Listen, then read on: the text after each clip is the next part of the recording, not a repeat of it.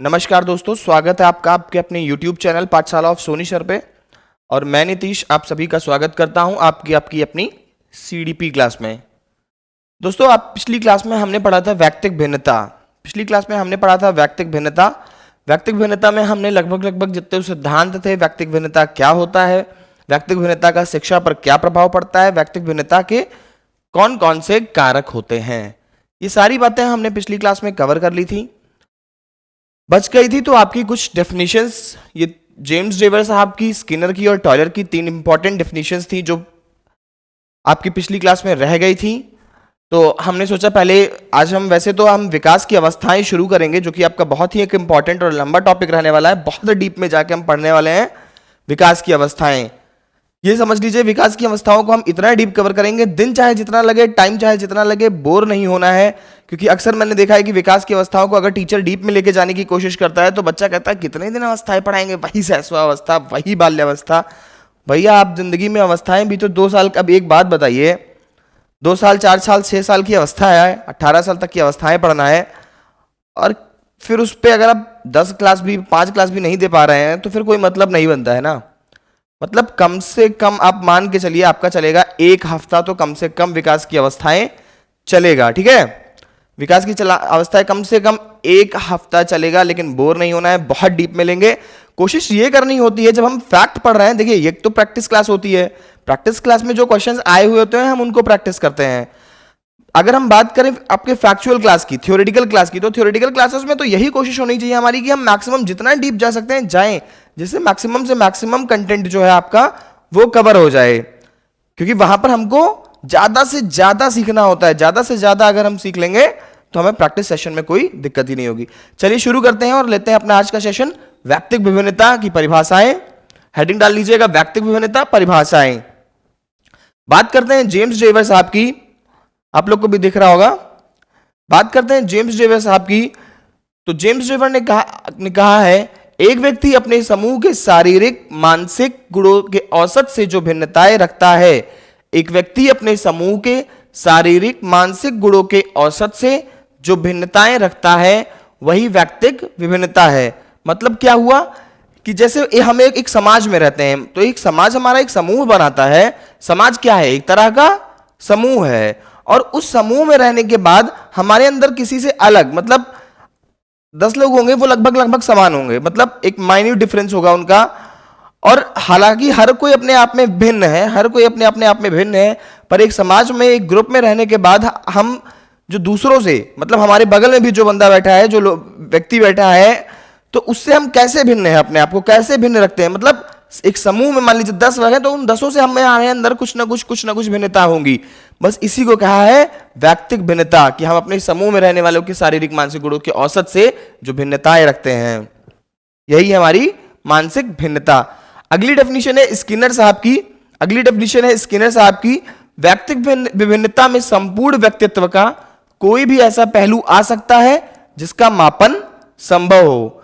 वैयक्तिक विभिन्नता में संपूर्ण व्यक्तित्व का कोई भी ऐसा पहलू आ सकता है जिसका मापन संभव हो।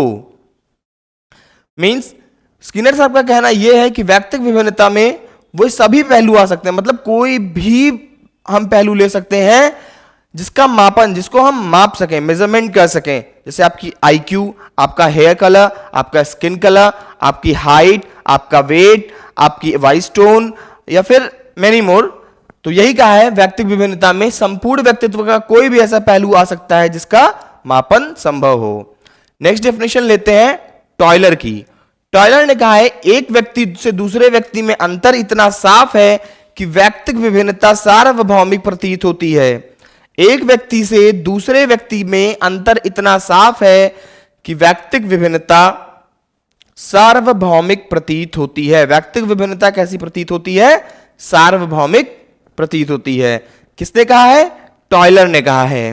देखिए, हमने कोशिश की है कि हम मैक्सिमम से मैक्सिमम डेफिनेशन ले जो आपके एग्जाम के पॉइंट ऑफ व्यू से इंपॉर्टेंट हो, क्योंकि डेफिनेशन एक ऐसा सेगमेंट आता है जहां पे कोई भी एनसीईआरटी उठा ले या कोई किताब उठा ले, और आप चाहे तो आपको 50 परिभाषा है वैयक्तिक विभिन्नता पे। आपको क्या लगता है कि सिर्फ 3 लोगों ने कुछ बोला है? कम से कम कुछ नहीं तो मैं बता रहा हूं आपको 500 लोगों ने, हर किताब में आपको कम से कम 25 से 30 लोग व्यक्तित्व भिन्नता के बारे में लिखा जाएगा। हमने वो 3 बेस्ट लिया जो अभी तक किसी ना किसी एग्जाम्स में ये लोग पूछे गए हैं। बस यही फायदा है आपको कि ये कहीं ना कहीं पूछे गए हैं, जरूरी नहीं है यूपी टेट में पूछे गए और पेपर्स में पूछे गए, रीट में आए हैं, इसलिए सिर्फ यही 3 ली है। तो एक व्यक्ति से दूसरे व्यक्ति में अंतर इतना साफ है कि भिन्नता सार्वभौमिक प्रतीत होती है। ठीक है, आगे बढ़ते हैं, आगे बढ़ते हैं और आप लोग इसका स्क्रीनशॉट ले लीजिए, तब तक मैं इसको मिटाता हूं और हम लोग हेडिंग डालिएगा विकास की अवस्थाएं और शुरू करते हैं विकास की अवस्थाएं।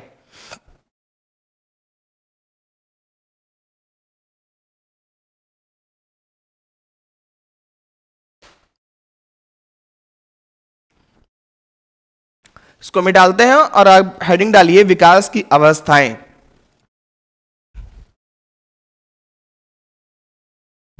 विकास की अवस्थाओं से लगभग लगभग सब लोग परिचित हैं, क्योंकि आप सब उन अवस्थाओं से होकर गुजरे हैं। जिन्होंने कहीं से पहले पढ़ रखा है वो गुड इनफ, जिन्होंने नहीं पढ़ रखा है आप भी उन अवस्थाओं से 5 मिनट में परिचित होने वाले हैं और बहुत अच्छे से आप उनसे अपना परिचय बना पाएंगे। ठीक है, देखिए जो बात करते हैं हम विकास की अवस्थाओं की, तो बेसिकली हमारी जो विकास की अवस्था है उसको हमने 4 भागों में बांट के रखा है। शैशवावस्था हम पढ़ेंगे, शैशवावस्था, बाल्यावस्था और किशोरावस्था। हम ये 3 है जो अवस्थाएं हैं इनको मुख्यतः बहुत डिटेल में पढ़ेंगे, क्योंकि यहां से उठते हैं आपके क्वेश्चंस, उठते हैं यहां से आपके मैक्सिमम टू मैक्सिमम क्वेश्चंस। लेकिन 2 अवस्थाएं हम इसमें और लेते हैं, एक होती है प्रौढ़ावस्था, एक होती है गर्भावस्था। तो कुल मिला के अवस्थाएं हुई 5। अगर आपसे कोई पूछे कि मुख्यतः कितनी अवस्था है, तो 3 अवस्था, शैशवावस्था। वैसे अवस्था पूछेगा कोई तो आप बताएंगे 4, क्योंकि हम गर्भावस्था को भी अवस्था लेते हैं। गर्भावस्था, शैशवावस्था, बाल्यावस्था, किशोरावस्था। ठीक है, तो सबसे पहले लेकिन हम शुरुआत करेंगे शैशवावस्था से, क्योंकि बालक का अध्ययन, बालक का जो विकास है वो हम तभी से उसका अध्ययन शुरू करते हैं जब वो होता है, आता है इस दुनिया में। और जब बालक इस दुनिया में आता है तो वो टाइम कहलाता है शैशवावस्था। शैशवावस्था की जो आयु है वो है 0 से 2 वर्ष। शैशवावस्था की आयु है 0 से 2 वर्ष। हेडिंग डालते हैं विकास की अवस्थाएं।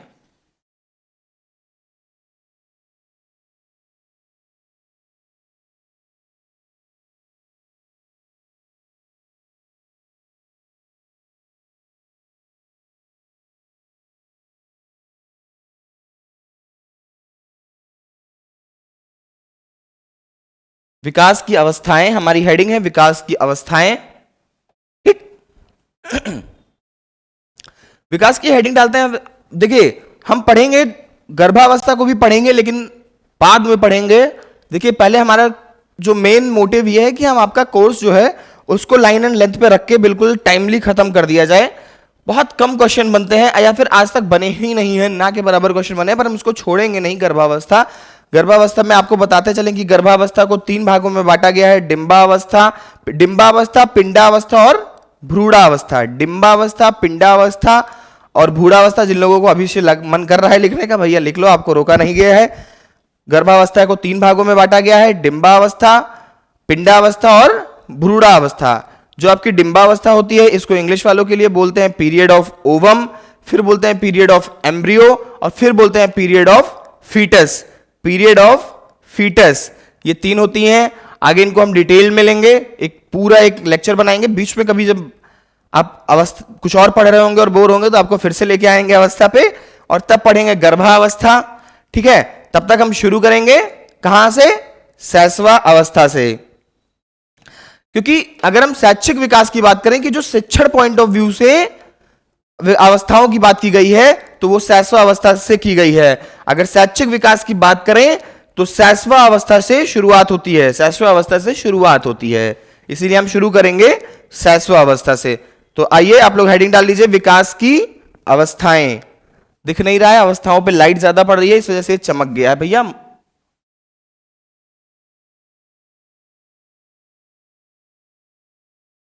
विकास की अवस्थाएं दिख रहा है कुछ? विकास की अवस्थाएं, ठीक है। विकास की अवस्था, पहली हेडिंग डालिए सैसवा अवस्था। पहली हेडिंग जो है आपकी वो है सैसवा अवस्था। कंप्लीट लेंगे हम सैसवा अवस्था, एक एक पॉइंट इसके बाहर भैया लगभग लगभग मैं कोशिश करूंगा कि कुछ भी ना जाए। सैसवा अवस्था, इसको इंग्लिश में बोलते हैं इनफैंसी। सैसवा अवस्था को इंग्लिश में बोलते हैं इनफैंसी, ठीक है।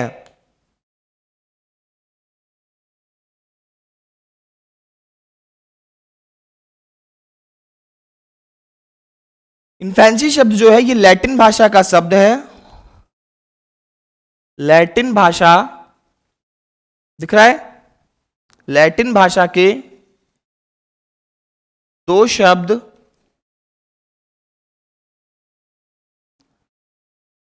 इन प्लस फैनी से बना है। अर्थ है, जिसका अर्थ है ना बोल पाना, जिसका अर्थ है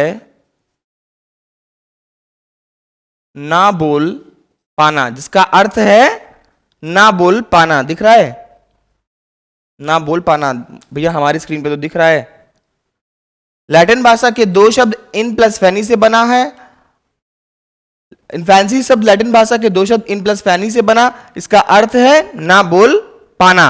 देखिए होता क्या है, जो आपकी विकास की सबसे पहली अवस्था होती है सैसवा अवस्था, वो बालक 0 से 2 वर्ष का होता है, जिसमें वो पूरी तरह से बोल नहीं पाता है। यही कारण है जो वो बोल नहीं पाता है, इसी वजह से इस अवस्था को हमने रखा भी 0 से 2 वर्ष रखने का कारण भी यही है, क्योंकि इस अवस्था का नाम जो है वो इन्फेनी वर्ड से बना है, और इन्फेनी वर्ड का अच्छा अर्थ होता है ना बोल पाना, और ना बालक बोल नहीं पाता है लगभग क्लियर 2 साल तक। इस वजह से इसको हमने इन्फेंसी अवस्था का नाम दिया है, जिसको हिंदी में हम बोलते हैं सैशवा अवस्था, ठीक है।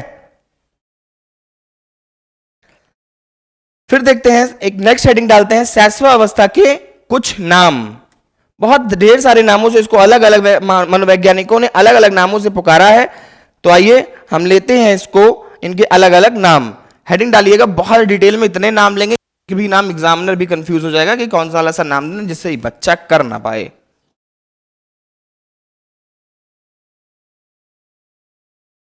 हेडिंग डालिएगा सैशवा अवस्था के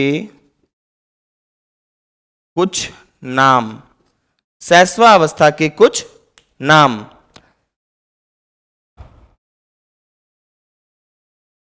पहला है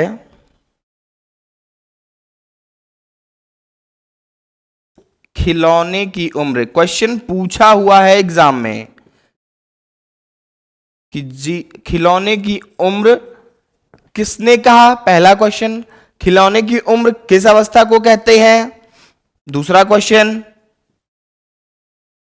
तो किसने कहा इसे, हरलॉक ने कहा है। इसे खिलौने की उम्र किसे कहा है, सैशवा अवस्था को खिलौने की उम्र कहा है। किसने कहा है, हरलॉक ने कहा है। किसने कहा है, हरलॉक। दूसरी हेडिंग डालेंगे हम, दूसरी हेडिंग नहीं डालेंगे, दूसरा नाम लिखेंगे। दूसरा नाम है, जल्दी जल्दी लिखते हैं ताकि ये जल्दी से खत्म कर लें, क्योंकि इसमें कुछ है नहीं। जीवन की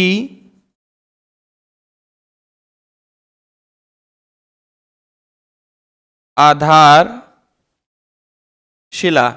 जीवन की आधारशिला दूसरा नाम है। बेस होती है लाइफ की एज, इसलिए इसको बोलते हैं जीवन की आधारशिला। जो नेक्स्ट हेडिंग है, जो मतलब जो नेक्स्ट नाम है,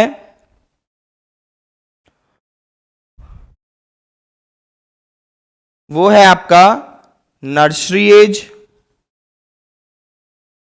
नर्सरी एज और preschooling age. Nursery age और प्री स्कूल एज। फिर आता है आपका बहुत इंपॉर्टेंट नाम, बहुत बहुत बहुत इंपॉर्टेंट नाम, सीखने का अनोखा काल।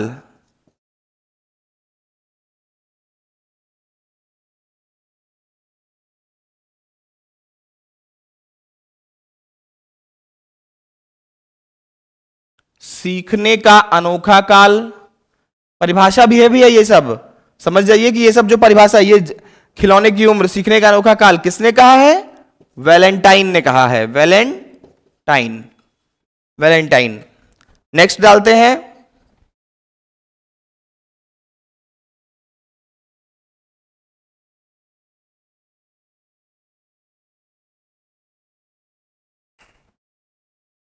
खतरनाक या नाजुक, खतरनाक ऑब्लिक नाजुक उम्र,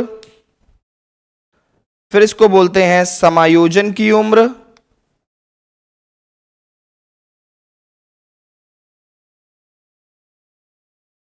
समायोजन की उम्र, समायोजन की उम्र,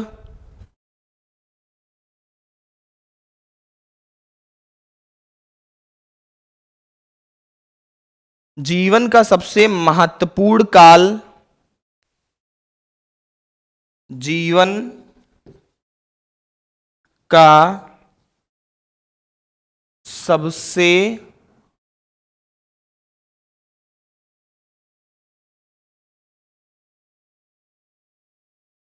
महत्वपूर्ण काल, जीवन का सबसे महत्वपूर्ण काल।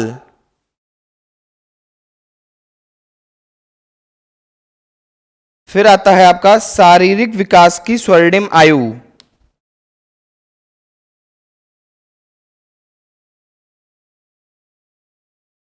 शारीरिक विकास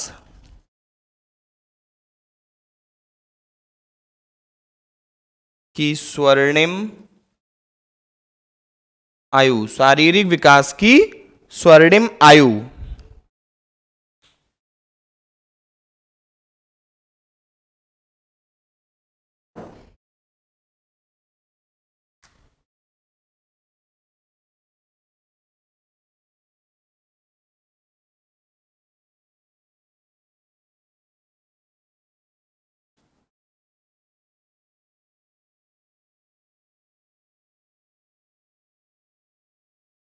आदतों, संस्कारों, भैया ना दिख रहा होगा तो आवाज से भी काम चलाइएगा, क्योंकि कुछ चीजें लाइट की वजह से कभी कभी नहीं दिखता है, कैमरा रीफोकस करता है, इसके चक्कर में ब्लर हो जाता है। आदतों संस्कारों के निर्माण की आयु, एक एक नाम हम जल्दी जल्दी अभी ले लेंगे, फिलहाल लिखते चलिए साथ साथ, जिससे आपको टाइम की बचत हो जाएगी। फिर इस लिखने के बाद हम आपको एक एक नाम इसका एक्सप्लेन कर देंगे।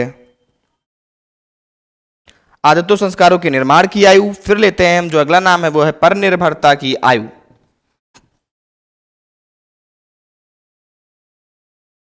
पर निर्भरता की आयु। ठीक,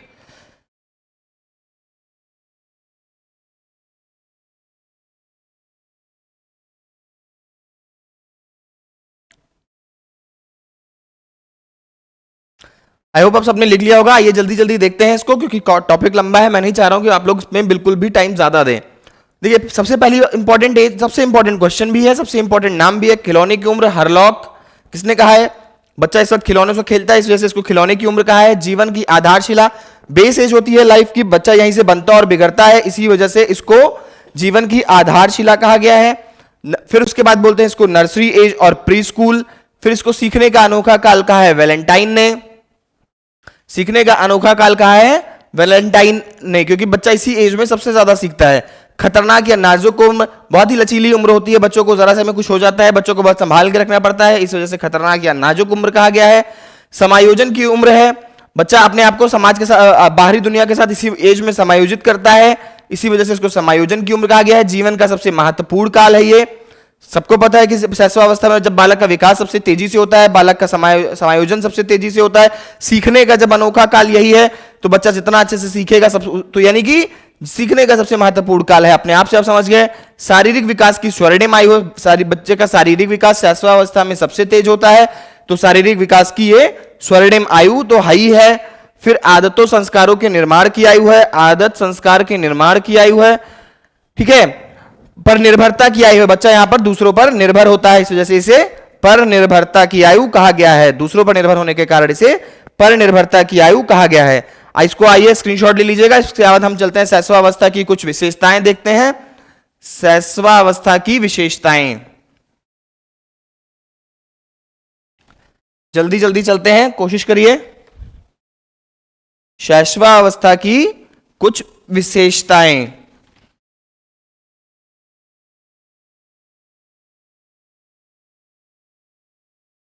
शैशवावस्था की कुछ विशेषताएं, हेडिंग डालिए शैशवावस्था की कुछ विशेषताएं।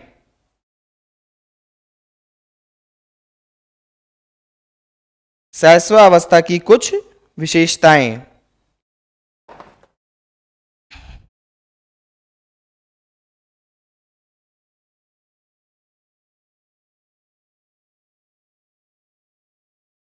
मेरा कहना मानते रहिए भैया, नोट्स बनाते रहेंगे, एग्जाम टाइम पे यही नोट्स आपको इतने काम आएंगे, इतने काम आएंगे। लगभग देखिए, मैंने कुछ लंबी चौड़ी डेफिनेशन मैं भी नहीं लिखता हूं, मैं कोशिश करता हूं जितने शॉर्ट में शॉर्ट हो सके आपको नोट्स दिए जाएं।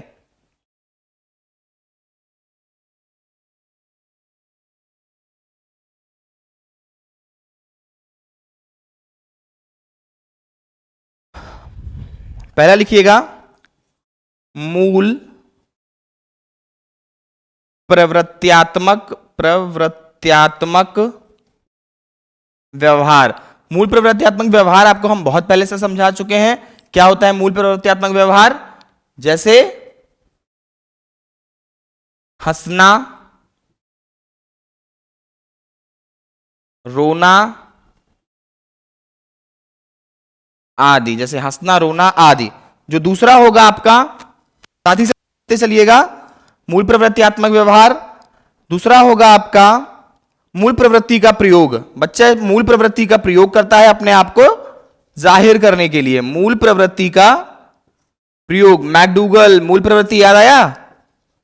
बच्चा मूल प्रवृत्ति का प्रयोग करता है। एक बहुत ही इंपॉर्टेंट, बहुत बहुत बहुत इंपॉर्टेंट शब्द सीटेट, टेट, सुपर टेट तीनों के लिए जो ये शब्द है, बिल्कुल लाइटली मत लीजिएगा। बहुत बहुत इंपॉर्टेंट टर्म हम लेने जा रहे हैं, नर्सिज्म। नर्सिज्म, देखिए नर्सिज्म का अर्थ होता है, बहुत इंपॉर्टेंट वर्ड है इसलिए मैं इसको स्पेशली एक्सप्लेन कर रहा हूं। नर्सिज्म, नर्सिज्म का अर्थ होता है स्वप्रेम। एग्जाम्स में लाखों बार पूछा गया क्वेश्चन है भैया, लाखों बार। आप सब लोग कहेंगे सर लाखों बार टेट ही नहीं हुआ तो पूछा कहां गया? पूरे भारत में मिला जितने टेट और सुपर टेट, सीटेट हुए हैं ना, उनको मिला के ये हर बार लगभग लगभग शब्द पूछ लिया जाता है कहीं ना कहीं, किसी ना किसी पेपर में। बहुत इंपॉर्टेंट शब्द है। फिलहाल नर्सिज्म को लिखिए लीजिएगा इधर साइड में, स्वप्रेम, यही है इसका कोड। बच्चा स्वयं से प्यार करता है, उसको किसी और से कोई लेना देना नहीं होता है, बच्चा स्वयं से ही प्यार करता है। मतलब अगर कोई टॉफी है तो उसको पूरी की पूरी चाहिए, कोई चॉकलेट है तो उसको पूरा पूरा चाहिए। ठीक है, ये हुआ स्वप्रेम, नर्सिज्म, बहुत इंपॉर्टेंट गुण है।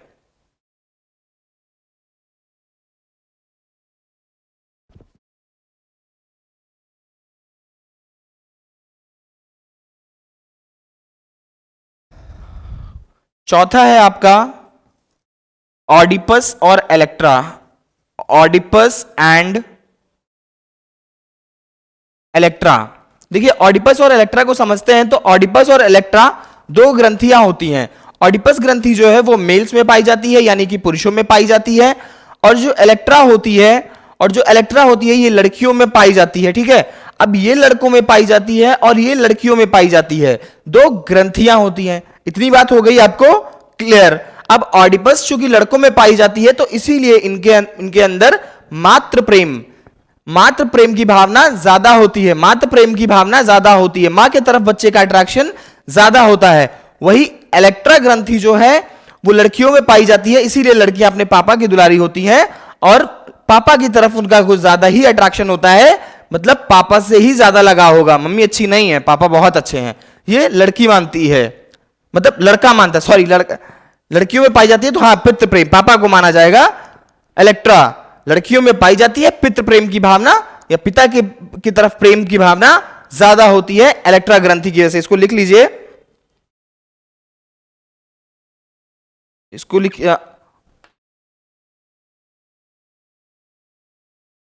ऑडिपस मेल्स में जिसकी वजह से मातृ प्रेम। बहुत जगह आपको यह भी बताया जाएगा या क्वेश्चन भी आता है इस तरह का कि क्वेश्चन आएगा आपसे एग्जाम में, यह पूछा जाएगा कि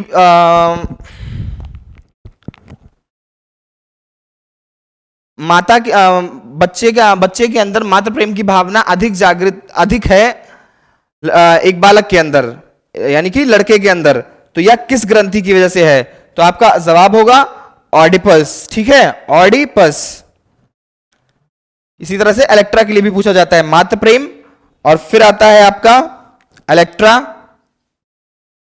देखिए जो चीजें इंपॉर्टेंट है वहां भैया थोड़ा टाइम दे दीजिए, बोर मत होइए कि इतना सर रिपीटेटिव काहे पढ़ा रहे हैं, काहे बता रहे हैं बार बार। ऑडिपस, इलेक्ट्रा, नार्सिज्म बहुत बार एग्जाम में पूछा गया है। मैं सोच रहा हूं कम से कम आपको 4 बार बताऊंगा, आप लेक्चर देखेंगे तो जरूर वो आपके दिमाग में याद रहेगा।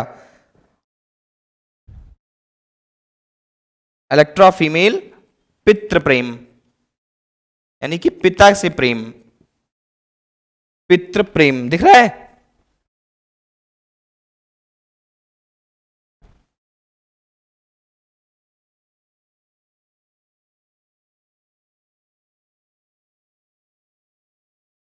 इस अवस्था में शारीरिक विकास सबसे तेज होता है। क्या होता है? शारीरिक विकास सबसे तेज। आपको पिछली अभी नाम में ही बता दिया था कि इस अवस्था में शारीरिक विकास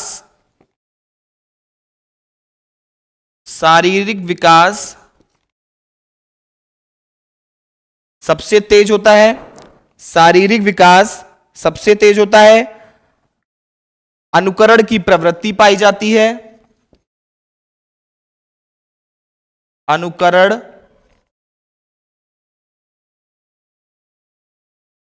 अनुकरण की प्रवृत्ति पाई जाती है।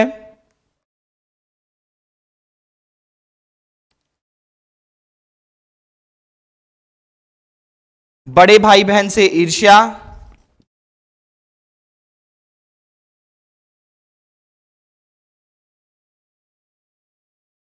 देखिए मैक्सिमम से मैक्सिमम कवर करने की कोशिश कर रहे हैं हम। बड़े भाई बहन से ईर्ष्या। नेक्स्ट लेते हैं, दूसरे शिशुओं में बड़ी रुचि पाई जाती है इनके अंदर। तो दूसरे शिशुओं में रुचि, आपने अपने घर में भी देखा होगा कि छोटे से हैं अपना, खुद तो दूसरे की गोदी में घूम रहे हैं, जरा सा चलने को कह दो तो खुद नहीं चल पा रहे हैं, और अगर कोई दूसरा छोटा सा बच्चा मिल गया, मान लीजिए 1 साल का बालक है, उसको कोई दूसरा छोटा सा और बच्चा मिल गया, या 2 साल, 1.5 साल 2 साल का बच्चा, क्या करेंगे? अरे ये तो बाबू है, ये तो छोटा सा बच्चा है, उसको खिलाने की कोशिश कर रहे हैं, और खुद जरा सा पैदल चलने का, नहीं गोदी, हद है। लेकिन भैया है ऐसा अवस्था में तो है। दूसरे शिशुओं में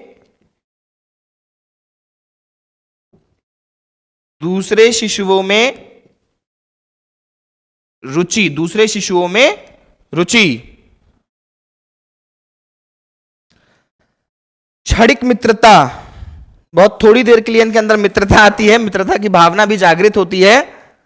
तो क्षणिक मित्रता, जरा सी बात हुई नहीं कि इनकी मित्र, हम दूसरे ना बोला, हमारा तो दोस्ती कट्टी, दोस्ती खत्म, जाओ। तो क्षणिक मित्रता का जो गुण है वो भी इनके अंदर पाया जाता है। ये हो गए आपकी 9 विशेषताएं। ठीक है,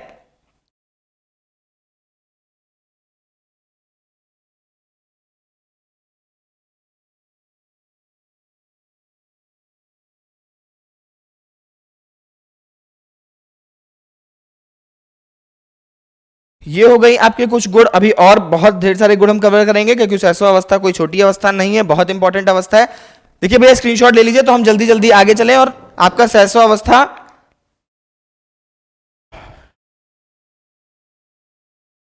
जितना हो सकता है उतना आज खत्म करते हैं हम शैशव अवस्था।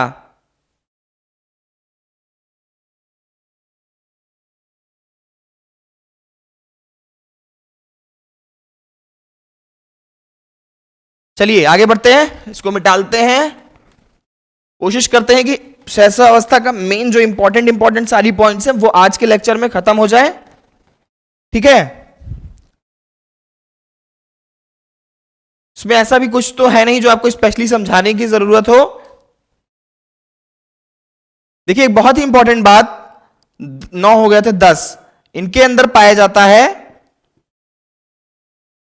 नैतिकता का अभाव, नर्सिज्म, स्वप्रेम की जो भावना है, जब स्वयं बच्चा स्वयं से ही प्रेम करता है तो यानी कि नैतिकता का अभाव।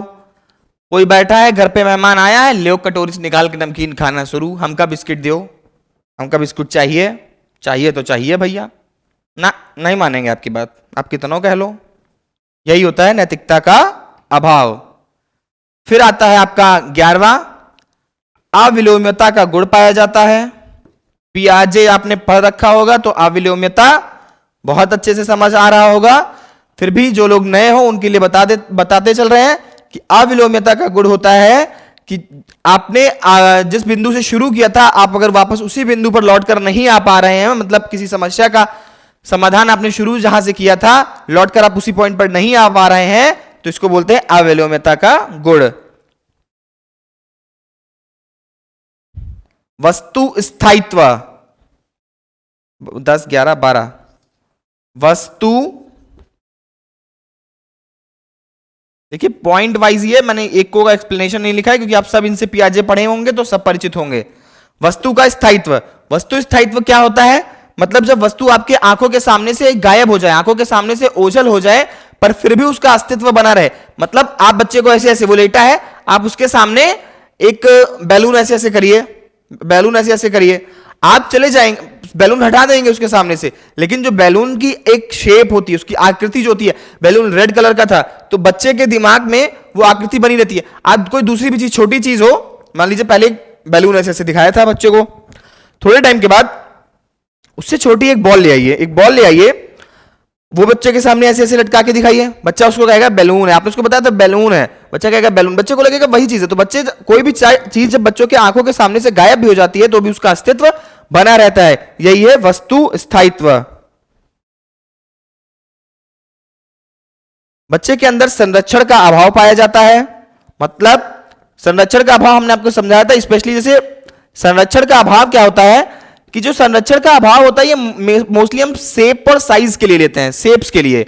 होता क्या है, जब कोई भी आकृति बच्चों के आंखों के सामने से गायब हो जाती है, मतलब सर्कल को हमने रेक्टेंगल बनाने के एक एग्जांपल लेके बताया था कि अगर हमने सर्कल को रेक्टेंगल बना दिया, फिर बच्चे से पूछा कि सर्कल कहां है, तो यहां पर इस चीज का अभाव पाया जाता है, बच्चा उस चीज को नहीं बता पाएगा, वो कहेगा मुझे नहीं पता, यहां तो कभी सर्कल था ही नहीं, सर्कल कभी यहां पे था ही नहीं, यहां पर हमेशा से रेक्टेंगल था, तो संरक्षण का अभाव पाया जाता है। नेक्स्ट लेते हैं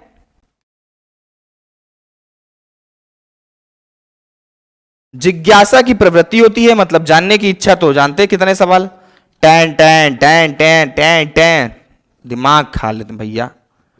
अच्छी चीज है, बुरा ना मानिएगा कि जिज्ञासा की प्रवृत्ति है, हमेशा हम लोग मनोविज्ञान पढ़ते हैं तो उसको लेकर अगर सोच के चलते हैं तो हमेशा बच्चों की जिज्ञासा शांत होनी करनी चाहिए, इससे बच्चा काफी क्रिएटिव हो जाता है और वो नई नई चीजें जान जाता है। और आजकल के बच्चे तो आप जान ही रहे हैं कितने ज्यादा क्रिएटिव हो गए हैं, इतनी जल्दी इतनी ज्यादा सीख जा रहे हैं कि कहिए आपको भी पीछे कर दें। कभी बच्चे को डांटा नहीं है, बहुत सारे क्वेश्चन पूछते हो, नहीं बताएंगे, जाओ, जितना जानते हैं सही सही उसको बताते चलिए, आप ही का फायदा है, बच्चा आपका है, बहुत जल्दी बहुत तेजी में बढ़ेगा। जीववाद बहुत डिटेल में समझाया है, जीववाद एनिमिज्म बोलते हैं, एनिमिज्म। फिर बता दे, बच्चा किसी सॉरी मृत चीज को जो जीवित समझता है उसको बोलते हैं जीववाद या एनिमिज्म, जीववाद या एनिमिज्म। एक और क्वालिटी होती है, इसको स्पेशली मैं इधर लिख रहा हूं क्योंकि इसमें थोड़ा सा खिलौने की उम्र, देखिए खिलौने की उम्र एक बहुत ही इंपॉर्टेंट टॉपिक है जो कवर किया जाने वाला है। देखिए यहां पे एक कंफ्यूजन है, इस वजह से इसको मैं अलग लिख रहा हूं, 16 हो गया है आपका, आई थिंक मोस्टली कवर हो गया होगा। खिलौने की उम्र, इसको स्पेशली इसलिए यहां पे अलग लिखा गया क्योंकि आपने जब इसका नाम ही पढ़ा था सहस्रावस्था का तो उसमें पढ़ा था खिलौने की उम्र, लेकिन यहां पे एक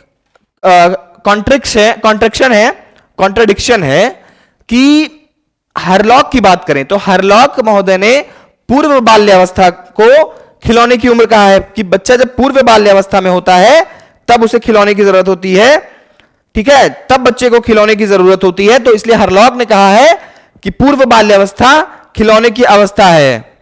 हरलॉक के हिसाब से याद रखिएगा, अगर कभी एग्जाम में पूछता है कि हरलॉक के अनुसार खिलौने की उम्र कौन सी अवस्था को कहा गया है, तो पूर्व बाल्यावस्था, पूर्व बाल्य अवस्था।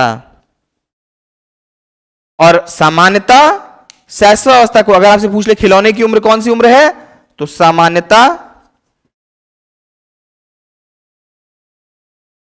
सामान्यता आपका आंसर जो है वो होगा शैशवा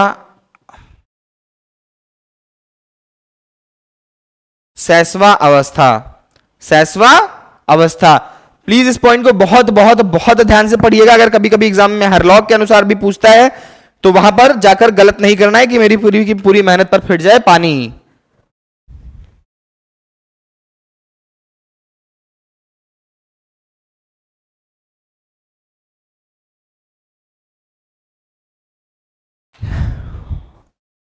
लिख लिया इतना। अब आपने एक बच्चों के अंदर एक छोटी सी एक बहुत ही अच्छी क्वालिटी देखी होगी कि खुद हैं इतने बड़े, ठिकने से हैं, अभी इनको कोई काम करने के लिए नहीं कह रहा है। जिसको काम करने के लिए कह रहा है वो तो भैया कमरा बंद किए घूम रहा है, सोने की कोशिश कर रहा है कि भैया सो जाओ नहीं तो मम्मी काम कह देंगी। उनके अंदर तो नहीं। लेकिन ये बच्चा इतना छोटा है, 0 से 2 साल का मात्र है, लेकिन इसकी पूरी इच्छा होती है कि ये घर के कामों में हाथ बटाए। तो इसकी एक ये भी विशेषता होती है इरिक एरिक्सन साहब के अनुसार कि घर के कामों में हाथ बटाने की इच्छा होती है। घर के कामों में हाथ बटाने की इच्छा होती है।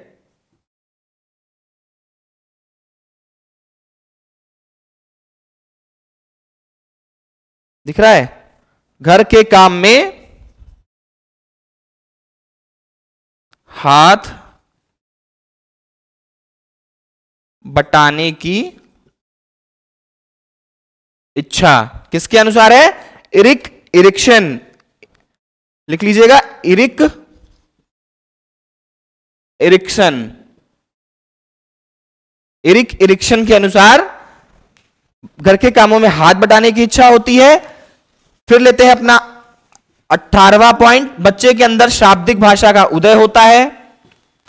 भाई बच्चा मम्मी पापा कुछ शब्द बोलने लगता है ना, तो शाब्दिक भाषा का उदय। और सबसे मजेदार बात कि जब बच्चे के अंदर शाब्दिक भाषा का आज के समय में जब से बच्चा उदय हुआ, बच्चा आज तो बोलना भी नहीं, मम्मी पापा बाद में बोलता है। घर पे मम्मी बैठी है, उसको पहले करिए बेटा बोलो ABCD। मतलब पहले बच्चे को इतना टाइम तो दीजिए कि वो कम से कम बच्चे को इतना टाइम तो दीजिए कि वो आपको पहले मम्मी बोल ले। नहीं, मम्मी बाद में बोलना, बेटा तुम पहले ABCD बोल लो। तो शाब्दिक भाषा का उदय एक बहुत ही इंपॉर्टेंट पॉइंट। शाब्दिक भाषा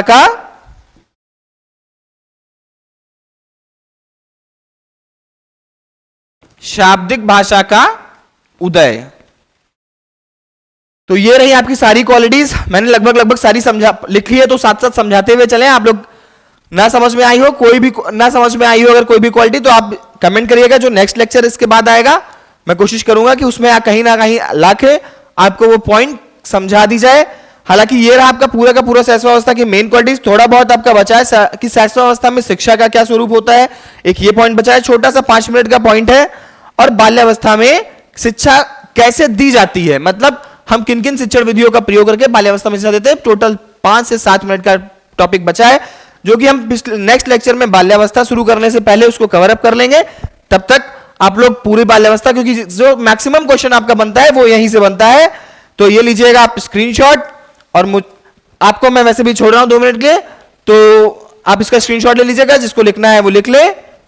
मुझे तब तक के लिए चलने दीजिए, टाटा बाय बाय।